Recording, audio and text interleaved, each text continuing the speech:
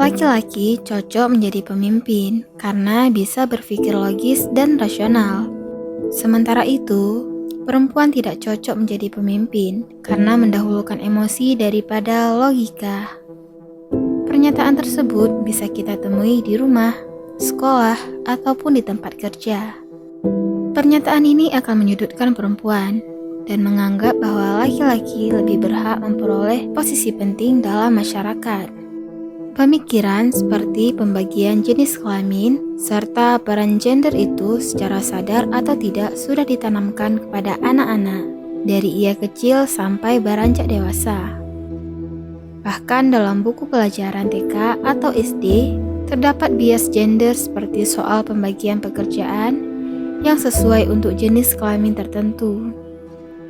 Sebagian pekerjaan dan karakter dianggap sesuai untuk laki-laki dan tidak cocok untuk perempuan. Demikian juga sebaliknya.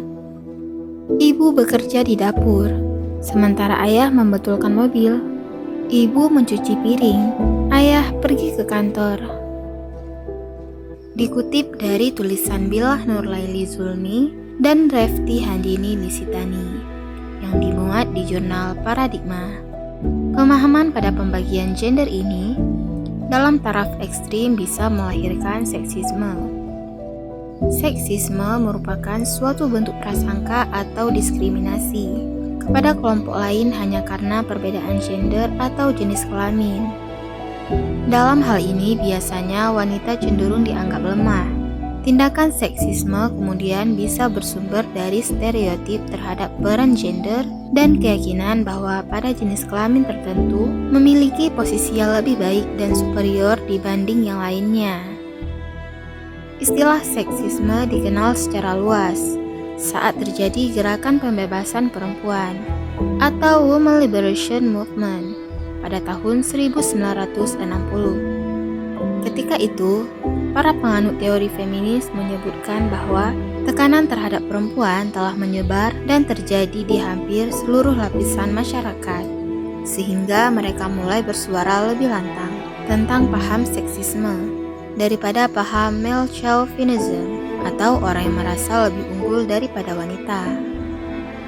Pembela paham male chauvinism biasanya adalah laki-laki yang meyakini bahwa mereka lebih hebat daripada perempuan.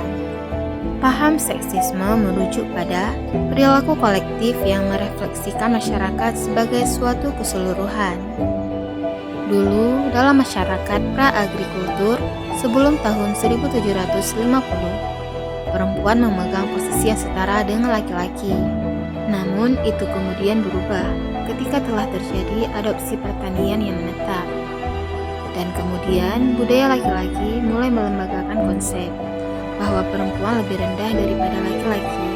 Contoh yang nyata tentang seksisme dalam masyarakat kuno adalah adanya hukum tertulis yang mencegah perempuan berpartisipasi dalam proses politik. Misalnya wanita Romawi tidak boleh mengikuti pemilu atau memegang jabatan politik. Meskipun diskriminasi berdasarkan jenis kelamin merupakan hal yang buruk dan berlawanan dengan hukum, namun perilaku seperti ini masih eksis dan bertahan dalam lingkungan masyarakat yang modern saat ini. Bahkan di negara-negara maju sekalipun, seperti Inggris dan Amerika, paham ini masih mendarah daging dalam pemikiran, tindakan, dan sikap mereka. Hal ini dapat juga terjadi dalam lingkungan kerja. Pegawai perempuan bisa mengalami diskriminasi dalam hal pemberian tugas kerja, pemberian gaji, atau promosi jabatan. Pelaku seksisme yang ekstrim bahkan bisa saja melakukan kekerasan seksual, pemerkosaan, dan berbagai bentuk pelecehan seksual lainnya. Seksisme dapat menjangkiti laki-laki dan perempuan, namun seringkali perempuan adalah korban seksisme di kehidupan bermasyarakat. Misalnya melalui anggapan di atas bahwa laki-laki lebih cocok menjadi pemimpin atau ketua, sementara perempuan tidak. Laki-laki harus bekerja memberi nafkah, sementara perempuan selayaknya mengorbankan karirnya demi keluarga. Anggapan lain terkait seksisme adalah ungkapan bahwa setinggi-tingginya perempuan sekolah tetap saja berkubang di dapur. Hal ini menjadikan banyak orang tua memandang bahwa pendidikan tidak banyak berguna untuk anak perempuan, kecuali menghabiskan uang saja. Namun sedari awal, kita bisa melawan seksisme dengan menerima dan meyakini dua hal. Pertama, laki-laki dan perempuan itu berbeda dan memiliki tugas dan peran masing-masing. Kedua, perbedaan tugas dan peran tersebut tidak membuat peran salah satunya lebih penting dari peran lainnya. Jika dua hal tersebut sudah terinternalisasi, maka praktek seksisme bisa kita lawan, baik di rumah, sekolah, lingkungan kerja, maupun di tengah-tengah masyarakat.